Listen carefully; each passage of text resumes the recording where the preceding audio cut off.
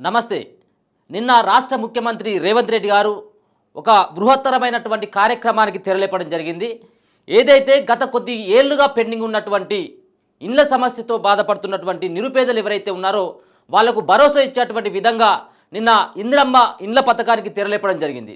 నిన్న ఖమ్మం జిల్లాకు సంబంధించినటువంటి భద్రాచలంలో ఈ యొక్క పథకాన్ని కూడా ప్రారంభించడం జరిగింది. ఈ పథకంలో అర్హులైనటువంటి వారెవరు, ఒకవేళ ఈ పథకం వాళ్ళకి లబ్ధి కావాలంటే ఎలాంటి గైడ్లైన్స్ కావాలి, దీంట్లో ప్రభుత్వం ఎట్లాంటి గైడ్లైన్స్ని పొందుపరిచింది, అంతేకాకుండా ఇందిరమ్మ ఇండ్లల్లో ఎన్ని రూములు ఉంటాయి, అంతేకాకుండా దాని నమూనాను కూడా నిన్న విడుదల చేయడం జరిగింది. సుమారుగా ఆ ఇల్లు 400 గజాల ఆ విస్తీర్ణంలో ఉండాలి, ఒక 2 బెడ్రూములు ఉండాలి, ఒక కిచెన్ ఉండాలి, ఒక హాల్తో పాటు బాత్రూమ్ కూడా ఉండాలన్నటువంటి ఆ గైడ్లైన్స్ను కూడా ప్రభుత్వం పొందుపరచడం జరిగింది. అంతేకాకుండా మొదటి దశలో ఇల్లు లేనటువంటి నిరుపేదలు ఎవరైతే ఉంటారో ఇంటి స్థలం ఉన్నటువంటి వాళ్ళకి 5 లక్షల రూపాయలు ఇస్తామని చెప్పడం జరుగుతూ ఉంది. మరి దీంట్లోనే వచ్చినటువంటి సమస్య, ఇంటి స్థలం ఉన్నటువంటి వాళ్ళకేమో 5 లక్షలతోటి ఆదుకుంటాం, 5 లక్షలతోటి ఇల్లు కట్టిస్తామని కాంగ్రెస్ పార్టీ ప్రకటించడం జరుగుతూ ఉంది. అసలైనటువంటి లబ్ధిదారులు చాలామంది కూడా ఇంటి జాగా లేనటువంటి చాలామంది నిరుపేదలు ఈరోజు తెలంగాణ రాష్ట్రంలో చాలామంది ఉండడం జరిగింది. అసలైనటువంటి వాళ్ళను గుర్తించాలి. ఇల్లు ఉన్నటువంటి వాళ్ళని కాకుండా, స్థలం ఉన్నటువంటి వాళ్ళని కాకుండా, ముందుగా స్థలం లేని ఇల్లు లేనటువంటి కిరాయి ఇంట్లలో ఉంటున్నటువంటి వాళ్ళని మొదలు ఆదుకోవాలన్నటువంటి ఒక ఉద్దేశంతో చాలామంది ప్రజల నుంచి అయితే అభిప్రాయాలు వ్యక్తం అవుతూ ఉన్నాయి. దీనిని ఏ విధంగా ప్రభుత్వం పరిగణలోకి తీసుకుంటుందనేది కూడా మనం చూడాల్సినటువంటి అంశం. అంతేకాకుండా ఒక నియోజకవర్గానికి 3500 ఇండ్ల చొప్పున మంజూరు చేస్తామని రాష్ట్ర ప్రభుత్వం ప్రకటించడం జరిగింది. మరి 3500 ఇండ్లు అంటే సుమారుగా ఒక్కొక్క గ్రామానికి 20 నుంచి 25 ఇండ్ల వరకు మాత్రమే వస్తాయి. చాలామంది కూడా లబ్ధిదారులు ఎవరైతే చాలామందికి కూడా ఇల్లు కట్టుకోవాలన్నటువంటి ఆశ, అంతేకాకుండా ఇల్లు లేనటువంటి వాళ్ళు కూడా చాలామంది ఉండడం జరిగింది.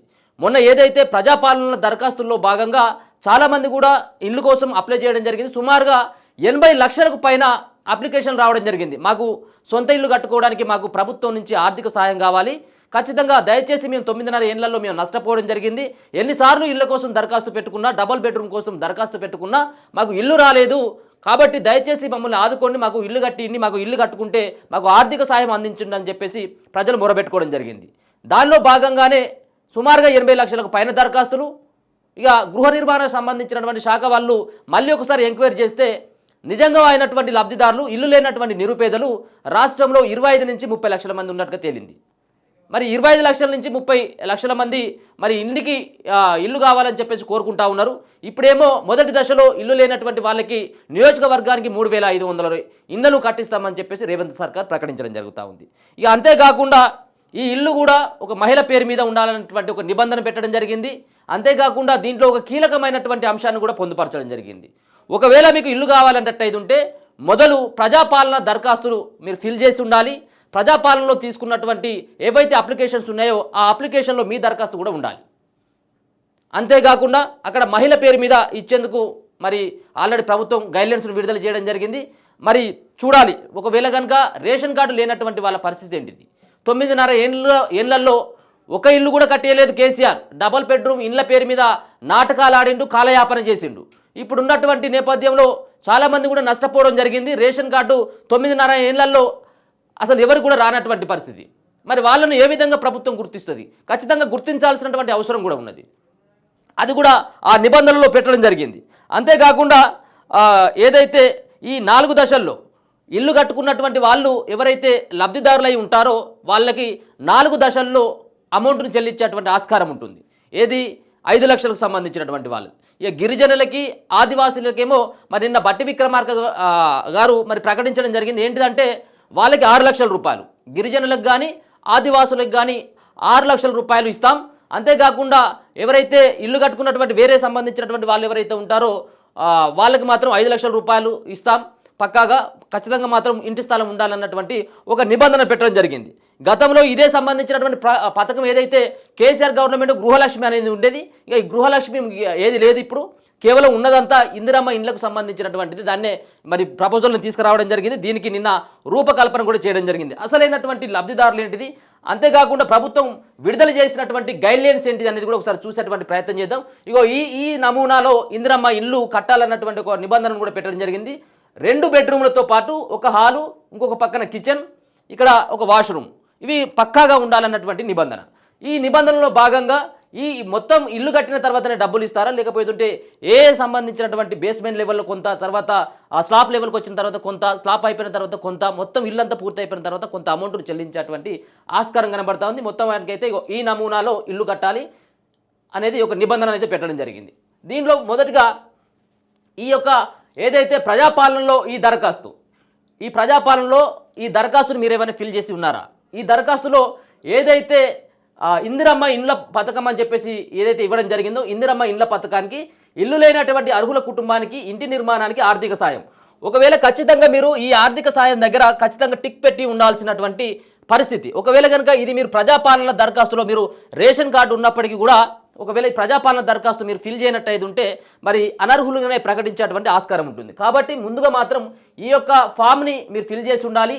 అంతేకాకుండా దీంట్లో ఇంకొక అంశాన్ని కూడా గతంలో చెప్పడం జరిగింది ముఖ్యమంత్రి రేవంత్ రెడ్డి గారు. ఏమని చెప్పేసి అమరవీరులు మరియు ఉద్యమకారులకు 250 చదరపు గజాల ఇంటి స్థలం మీకు ఇస్తాము, అంతేకాకుండా ఇల్లు కట్టిస్తామని చెప్పేసి చెప్పడం జరుగుతూ ఉంది. దీన్ని మరి రెండో విడతలో పెట్టేటువంటి ఆస్కారం కనబడతా ఉన్నది. మొదటి విడతలో అయితే ఇంటి నిర్మాణానికి ఆర్థిక సాయం 5 లక్షల రూపాయలు, ఇంటి స్థలం ఖచ్చితంగా ఉండాల్సిందే. కాబట్టి ఈ ఇందిరమ్మ ఇండ్ల పథకంలో ఖచ్చితంగా టిక్ పెట్టాల్సినటువంటి అవసరం ఉన్నది. ప్రజాపాలన ఇచ్చినటువంటి దరఖాస్తులో ఈ యొక్క ఫామ్ను ఫిల్ చేసి మీ పేరు మీద ఉండాల్సినటువంటి అవసరం ఉంటుంది. ఇక అంతేకాకుండా మరొక పక్కన ఇచ్చినటువంటి ఏదైతే గైడ్లైన్స్ ఇవ్వడం జరిగిందో, ఈ గైడ్లైన్స్ని ప్రభుత్వం ఏ విధమైనటువంటి గైడ్లైన్స్ను విడుదల చేయడం జరిగింది. దీంట్లో అసలైనటువంటి లబ్ధిదారులకి మొదటి విడతన ఏ విధంగా ప్రయారిటీ ఇస్తామన్నటువంటి పూర్తి వివరాలను ఒకసారి చెప్పేందుకు ప్రయత్నిస్తా.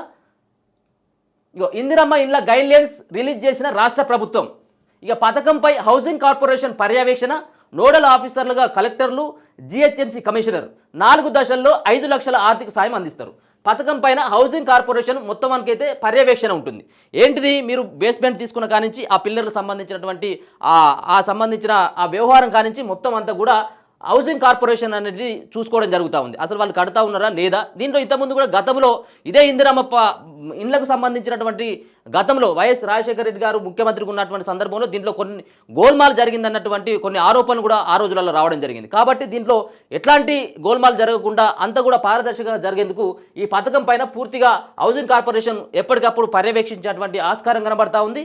అంతేకాకుండా నోడల్ ఆఫీసర్లుగా కలెక్టర్లు, జిహెచ్ఎంసీ కమిషనర్ ఉంటారు. నోడల్ ఆఫీసర్ వీళ్ళ పైన గైడ్లైన్స్ ఇవ్వడానికి నోడల్ ఆఫీసర్గా కలెక్టర్లతో పాటు జిహెచ్ఎంసీ కమిషనర్ ఉంటాడు. అంతేకాకుండా 4 దశల్లో ఈ 5 లక్షల రూపాయలను కూడా విడుదల చేసేటువంటి ఆస్కారం ఉంటుంది. దాంట్లో 4 లక్షలు ఏ విధంగా వాళ్ళు రిలీజ్ చేస్తారనేది కూడా ఒకసారి చూద్దాం. 4 దశల్లో ఆర్థిక సాయం బేస్మెంట్ లెవెల్కు 1 లక్ష రూపాయలు ఇస్తారట. బేస్మెంట్ కాగానే 1 లక్ష రూపాయలు. దాంతోపాటు స్లాబ్ లెవెల్కి వచ్చిన తర్వాత మరొక 1 లక్ష రూపాయలు. స్లాబ్ పూర్తయిన తర్వాత ఒక 2 లక్షల రూపాయలు ఇచ్చి మొత్తం ఇల్లు అంతా పూర్తి అయిపోయిన తర్వాత మరో 1 లక్ష. మరి ఇవంతా కూడా 4 దశల్లో పూర్తి చేసి జిల్లా కలెక్టర్లు, జిహెచ్ఎంసీ కమిషనర్ ఆమోదించిన housing corporation MD funds release చేసి ఆర్థిక సాయాన్ని డీబీటీ డైరెక్ట్ బెనిఫిట్ ట్రాన్స్ఫర్ పద్ధతిలో ఆధార్ పేమెంట్ బ్రిడ్జ్ సిస్టమ్ ద్వారా లబ్ధిదారులకు వాళ్ళ యొక్క నేరుగా కూడా వాళ్ళ బ్యాంక్ అకౌంట్లో జమ చేసేటువంటి ఆస్కారం ఉంటుంది. ఈ బ్యాంక్ అకౌంట్ కూడా ఎవరి పేరు మీద ఉండాలి అంటే ఇంట్లో ఉన్నటువంటి మహిళ పేరు మీద ఖచ్చితంగా ఉండాల్సినటువంటి అవసరం ఉంటుంది. ఎందుకంటే ఈ యొక్క ఇల్లు అక్కడ ఉన్నటువంటి ఆ మహిళ పేరు మీదనే రాష్ట్ర సర్కారు జారీ చేసేటువంటి ఆస్కారం ఉంటుంది. కాబట్టి ఆ మహిళ పేరు మీదనే ఉండాలి. ఎవరైతే లబ్ధిదారులుగా సెలెక్ట్ అయిపోతారో వాళ్ళ అకౌంట్ ఖచ్చితంగా ఉండాలనేది ఈ గైడ్లైన్స్లో పొందుపరచడం జరిగింది. ఇక ఇందిరమ్మ ఇండ్ల గైడ్లైన్స్ను ప్రభుత్వం విడుదల చేసింది. R&B ప్రిన్సిపల్ సెక్రటరీ శ్రీనివాసరాజు ఈ మేరకు ఉత్తర్వులు జారీ చేశారు. మహిళ పేరు మీద ఇందిరమ్మ ఇండ్లు ఇస్తామని గైడ్లైన్స్లో ప్రభుత్వం ప్రకటించింది. జిల్లా ఇన్ఛార్జి మంత్రిని సంప్రదించి లబ్ధిదారులను ఎంపిక చేస్తామని వెల్లడించింది.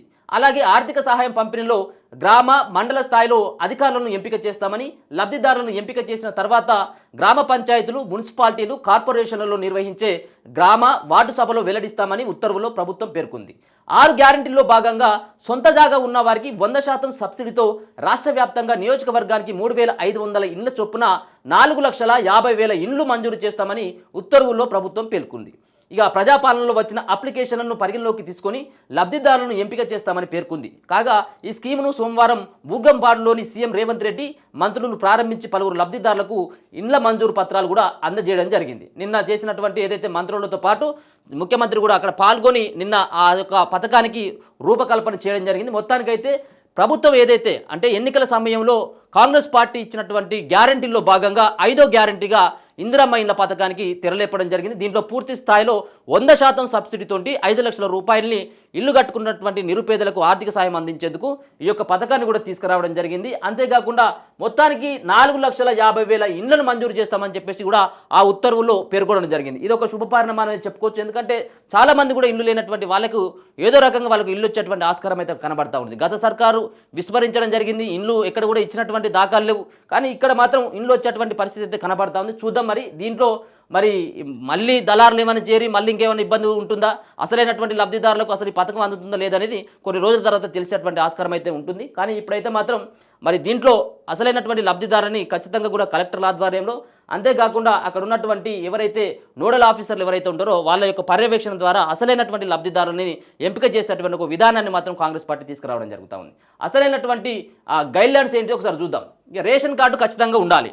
రేషన్ కార్డు ఖచ్చితంగా మస్ట్ అండ్ షుడ్ పక్కాగా ఉండాలనేది ఒక నిబంధన. అయితే గతంలో ఇదే కాంగ్రెస్ పార్టీ కూడా ఆరోపించడం జరిగింది. రేషన్ కార్డులకు సంబంధించినటువంటి విషయంలో సర్కార్ మోసం చేస్తూ ఉంది, ఇబ్బంది పెడతా ఉంది. అక్కడ ఒకే కుటుంబంలో ఒక ఇద్దరికి పెళ్ళి అయినప్పుడు కూడా మళ్ళీ అదే రేషన్ కార్డులో వాళ్ళ పేరు ఉంటుంది. తర్వాత వాళ్ళకు ఉన్నటువంటి పిల్లల పేర్లు కూడా దాంట్లో ఉన్నట్లు అని చెప్పేసి కాంగ్రెస్ పార్టీ నానా రాద్ధాంతం చేసింది ఆ రోజు. కానీ మరి ఇప్పుడు కూడా ఈ పథకంలో కూడా ఈ రేషన్ కార్డుని ప్రామాణికంగా తీసుకోవడం కొంత మరి విస్మయాన్ని కలిగిస్తూ ఉంది. ఈ యొక్క గైడ్లైన్స్ని కొంతమంది వ్యతిరేకిస్తూ ఉన్నారు. ఎందుకంటే 9.5 ఏళ్లలో ఎక్కడ కూడా అప్పుడు ఉన్నటువంటి బీఆర్ఎస్ పార్టీ ఎప్పుడు కూడా రేషన్ కార్డులను మంజూరు చేయలేదు. కాబట్టి మంజూరు చేయాల్సినటువంటి అవసరం ఉంది. ముందుగా మంజూరు చేసి దాని తర్వాత ఇట్లాంటి పథకాలు పెడితే బాగుండనేది కొంతమంది చెప్తున్నప్పటికీ దాని తర్వాత గ్రామ సభల ద్వారా అసలైనటువంటి లబ్ధిదారులు ఏందో అక్కడ ఉన్నటువంటి పంచాయతీ సెక్రటరీ లేకపోతే అక్కడ ఉన్నటువంటి గ్రామానికి సంబంధించినటువంటి అధికారులు, మండల స్థాయి అధికారులు ఎవరైతే ఉంటారో వాళ్ళు వెళ్ళి ఆ ఇంటి పరిస్థితి, వాళ్ళ యొక్క కుటుంబ పరిస్థితి చూసిన తర్వాత చేస్తే బాగుంటుంది అనేది కొంతమంది చెప్తా ఉన్న మాట. మొత్తానికైతే రేషన్ కార్డు ఖచ్చితంగా ఉండాలి. తొలి దశలో సొంత జాగా ఉన్న వారికి ప్రాధాన్యత. తొలి దశలో మొదటి దశలో ఏదైతే 3,500 ఇండ్లను ప్రతి నియోజకవర్గానికి కేటాయించడం జరిగిందో దీంట్లో మొదటి ప్రయారిటీగా ఖచ్చితంగా సొంత జాగా ఉండాల్సిందే అన్నటువంటి నిబంధన కూడా ఒకటి ఉన్నది. మరి సొంత జాగా లేనటువంటి వాళ్ళ పరిస్థితి ఏంటిదో కూడా ఒకసారి ఆలోచించాల్సినటువంటి అవసరం కూడా ఉంటుంది. సొంత జాగా లేకుండా ఎక్కడో పోయి కిరాయిన్లలో లేకపోతే చిన్న గుడిసెల్లో ఉంటున్నటువంటి వాళ్ళ పరిస్థితి ఏంటో ఒకసారి ఆలోచించాలి. కాబట్టి సొంత జాగా చాలామంది కూడా లేనటువంటి నిరుపేదలు చాలామంది కూడా ఉన్నారు. వాళ్ళ పట్ల కూడా ప్రభుత్వం ఆలోచించాల్సినటువంటి అవసరం అయితే ఉంటుంది. కానీ ఈ యొక్క గైడ్లైన్స్లో ఖచ్చితంగా కూడా సొంత జాగా ఖచ్చితంగా ఉండాలి అని చెప్పేసి అయితే పొందుపరచడం జరిగింది. ఇక లబ్ధిదారుడు గ్రామం లేదా అర్బన్ లోకల్ బాడీలో నివాసితుడై ఉండాలి. అద్దెకున్న వారు కూడా అర్హులే అన్నటువంటి ఒక నిబంధన కూడా తీసుకురావడం జరిగింది. అద్దెకు ఒకవేళ ఉన్నప్పుడు కూడా పర్వాలేదు. మరి లబ్ధిదారుడు మాత్రం గ్రామం లేదా అర్బన్ లోకల్ బాడీలో నివాసితుడై ఉండాలి. అక్కడ వాళ్ళు ఉంటున్నట్టుగా ఖచ్చితంగా మాత్రం ఉండాలనేది ఒక నిబంధన. ఇక లబ్ధిదారుల ఎంపిక జిల్లా ఇన్ఛార్జ్ మంత్రి అధ్యక్షతన కలెక్టర్లు ఫైనల్ చేస్తారు. గ్రామ పంచాయతీల జనాభాకు అనుగుణంగా ఎంపిక ఉంటుంది. మొత్తానికైతే జిల్లా ఇన్ఛార్జ్ మంత్రి అధ్యక్షతన కలెక్టర్లు ఫైనల్ చేస్తారట. కలెక్టర్ల దగ్గర ఈ యొక్క పూర్తి వివరాలు ఉండేటువంటి ఆస్కారం ఉంటుంది. దీంట్లో కూడా మంత్రి యొక్క ప్రమేయంతో కొంతమంది ఏమవుతుందంటే మంత్రి యొక్క అనుచరులు, ఎందుకంటే గతంలో కూడా గత సర్కారులో కూడా మనం చూడడం జరిగింది. అప్పుడు ఏదైతే దళిత బంధు స్కీమ్లో ఎవరెవరికి ఉందో ఎమ్మెల్యేలకు సంబంధించినటువంటి వాళ్ళకు బంధువులకు చుట్టపోలగా పెట్టుకోవడం జరిగింది. దాంట్లో అసలైనటువంటి కార్లు, బంగ్లాలు ఉన్నటువంటి వాళ్ళు కూడా దాంట్లో లబ్ధిదారులుగా చేరడం జరిగింది.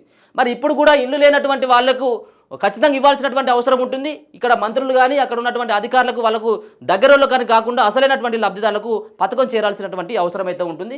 ఈ లబ్ధిదారుల ఎంపిక జిల్లా ఇన్ఛార్జి మంత్రి అధ్యక్షతన కలెక్టర్లు ఫైనల్ కూడా చేసేటువంటి ఆస్కారం ఉంటుంది.